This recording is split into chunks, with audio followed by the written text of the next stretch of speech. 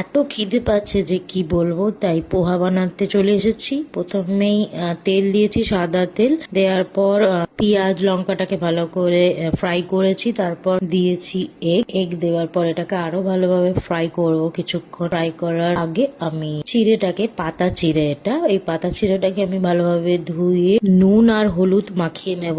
R by the way, এত busy থাকি সারাদিন, রুদ্রকে নিয়ে রান্না করার টাইম নেই আমাদের কাছে, কি বলবো তোমাদের। চলো আমি তার আগে এটাকে ভালোভাবে নুন আর হলুদ দিয়ে মাখিয়ে নিই। আমি যেগুলো ফ্রাই করতে দিয়েছিলাম, যেমন পেঁয়াজ, লঙ্কা, ডিম, এগুলোর ওপরে দিয়ে দেবো। দিয়ে ভালোভাবে নাড়াচাড়া করব, আরো কিছুক্ষণ কুক করব, সটে করব। তারপর এটা হয়ে যাবে রেডি। রান্না করার সময় নেই কেন বললাম, কারণ রুদ্রর প্রচন্ড শরীর খারাপ, ভমিটিং হচ্ছে, পটি হচ্ছে। এখন ওয়েদার চেঞ্জের জন্য ওর সত্যি এত শরীর খারাপ হয়ে গেছে না, আমরা ওকে নিয়ে পুরোটাই বিজি হয়ে গেছি। আর এমনিতে ওয়েদার চেঞ্জ হচ্ছে, ঠান্ডা ঠান্ডা পড়ছে, ঠান্ডা হাওয়া দিচ্ছে। বাচ্চাদেরকে তো বেশি বাইরে বের করানো যাবে না।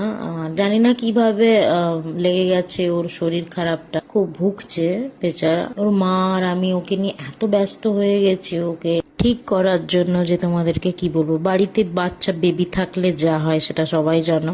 এখানে আমার পোহাটা তো রেডি হয়ে গেছে, কিন্তু তার আগে আমি এতে চিলি ফ্লেক্স আর অরিগ্যানো দিয়ে আরো কিছুক্ষণ সটে করব, আরো কিছুক্ষণ কুক করব। করার পর প্লেটিংটা করব। চিড়ে ছোট বড় সবাইরই খাওয়া দরকার, এতে ঘুম ভালো হয়, বিশেষ করে বাচ্চাদের। বাচ্চার ব্রেকফাস্টে যদি আপনি প্রত্যেক দিন চিড়ে ইনক্লুড করেন, বাচ্চার পেটকে ঠান্ডা রাখতে সাহায্য করে চিড়ে। বাচ্চা যদি প্রত্যেক দিন ব্রেকফাস্টে চিড়ে খায়, চিড়ে সেদ্ধ একটু নুন দিয়ে, বাচ্চার ওজন বৃদ্ধি করতেও সাহায্য করবে যেমন, এবং কোষ্ঠকাঠিন্যও কমাতে সাহায্য করবে চিড়েটাকে আমি আরো ভালো করে চিলি ফ্লেক্স দিয়ে সটে করব। তার আগে তোমাদেরকে বলে দিই, এই ব্র্যান্ডের চিড়েটা আমি ব্যবহার করি, এটা বিশালে অ্যাভেলেবেল। এটা বাই ওয়ান গেট ওয়ান অফারে ছিল, তো আমি দুটো প্যাকেট নিয়ে এসেছি। একটা ইউজ করছি, একটা রেখেছি, এটা আমি পরে আবারও রেখে রেখে খাবো বলে। ফার্স্ট ক্রপ এই ব্র্যান্ডের প্রত্যেকটা প্রোডাক্টই আমার খুব পছন্দের প্রোডাক্ট। এই প্রোডাক্টটা ব্যবহার করে